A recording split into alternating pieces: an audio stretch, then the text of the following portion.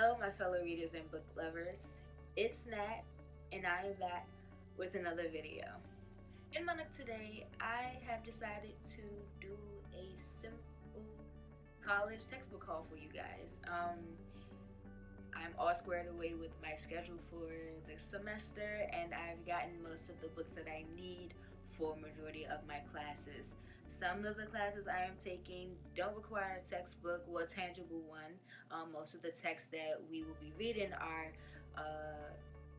either online, access for free online, or they're going to be handed out like to us in class. But I do have a few textbooks for this semester that I'm going to be sharing with you guys right now.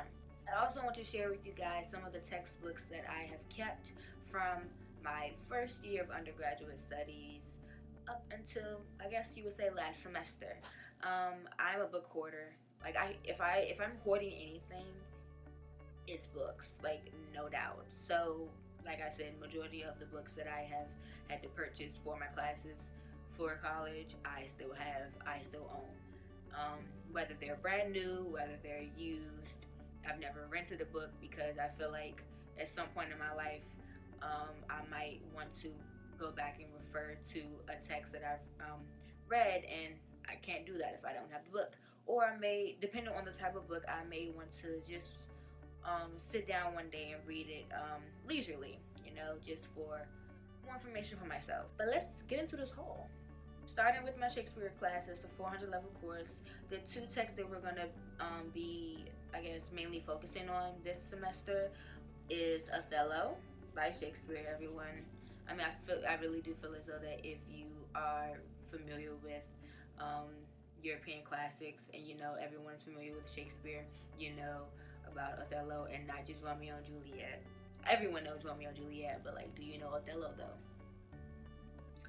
The other text for my Shakespeare class that we're going to be, focusing on this semester is The Tempest, which we already started to dive off into. My professor is having us read it in class together and also do a lot of at-home reading. So you see my little sticky note. I didn't have a bookmarker, so I just used a little sticky tab to keep my place where I'm reading. And I've already highlighted, I've already taken notes. Gotta be prepared with that Shakespeare, This semester I'm also taking a literary criticism course, where we do a lot of critical thinking and critical writing and theorizing and criticizing certain works, certain genres of literature. And the textbook that I have is Beginning Theory. This is actually a used book. It's not a rental book, it's a used book. And it's the 4th edition. So this is the text that we're going to be mainly getting most of our information on, literary criticism and theory and so forth. So yeah.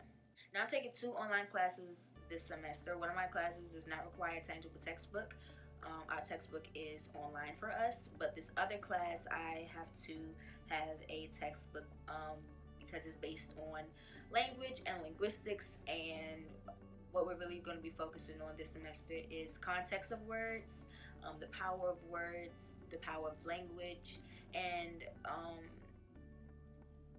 specifically pronouns as well. And the textbook that I have is Language, Society, and Power.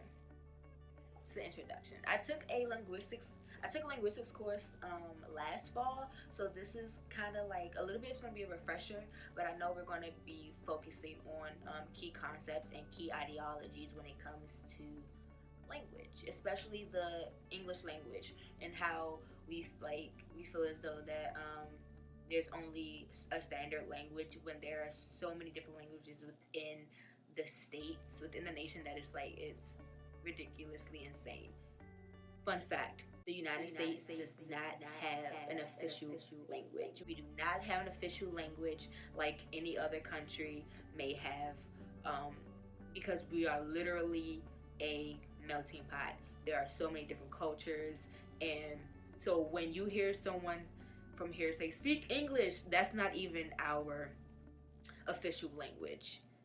It could be English, it could be Spanish, it could be Ebonics, it could doesn't matter. There's no official language for the United States. So when you hear someone say speak English to someone that's speaking in their native tongue here in the United States, that they have the right to do so, tell them there is no official language. You do not have the right to tell someone to speak English. Not here in the States. Now let's get into these other interesting college textbooks of mine.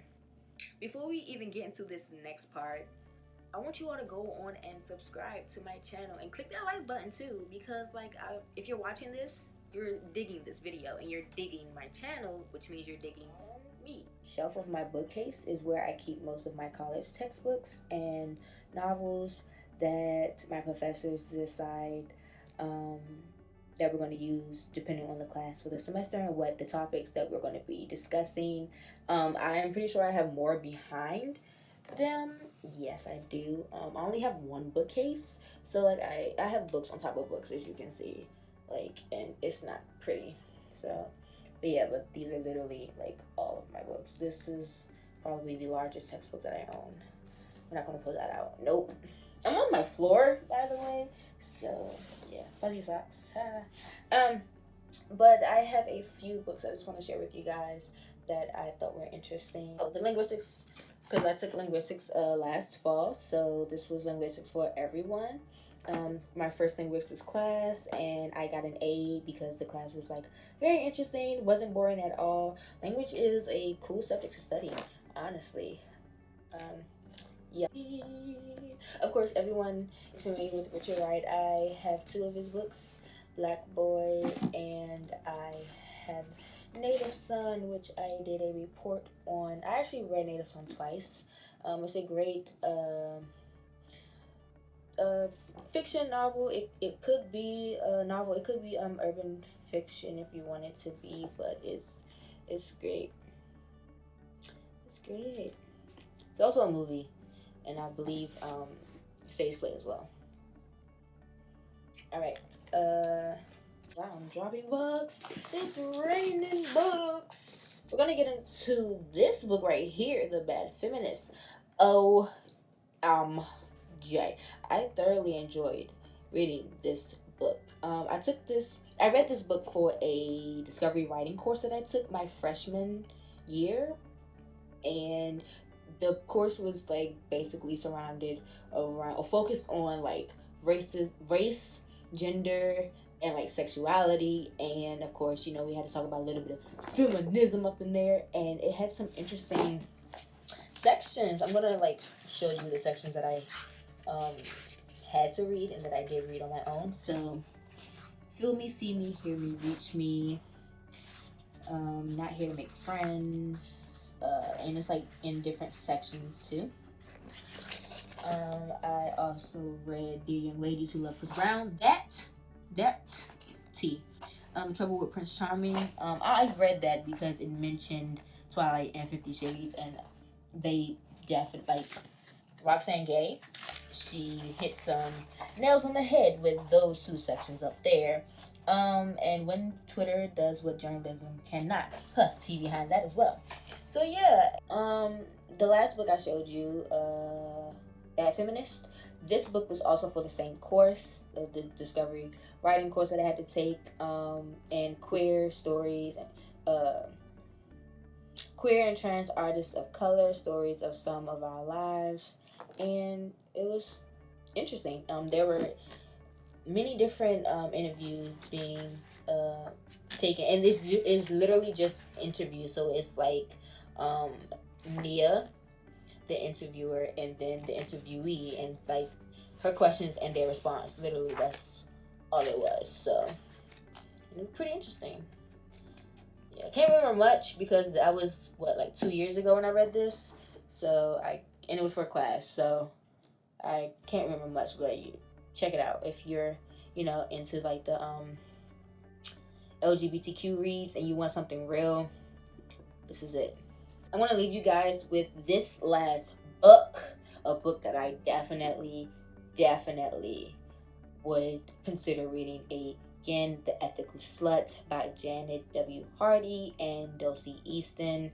I had to read this for the same class, discovery writing, and at first I was starting to regret taking that class because of what we were discussing and what we were. Let me get Richard right out the way.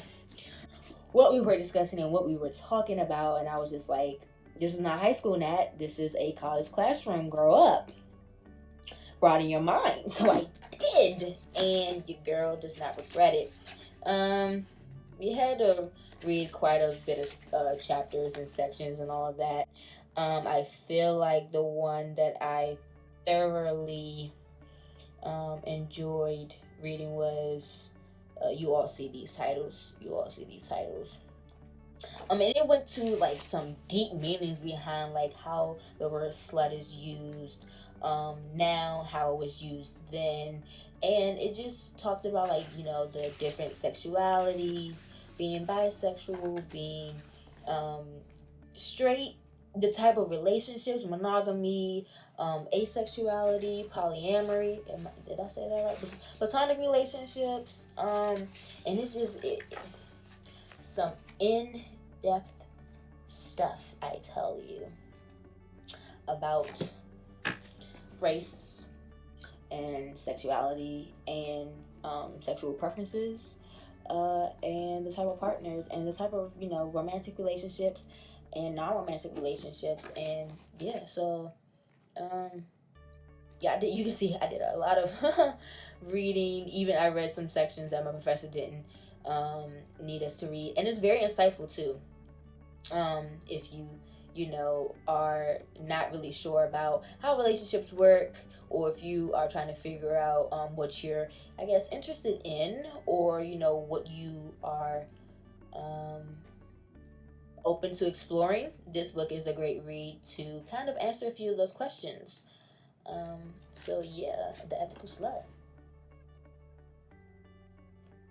Well, guys, that's all for this video. I hope you enjoyed me sharing my college texts and the interesting subjects and topics that I have had to read information on and write essays and papers on, as much as I grew to enjoy reading these texts. I promise you there are going to be more videos coming from your girl. Like, this is my nook and I'm not going anywhere.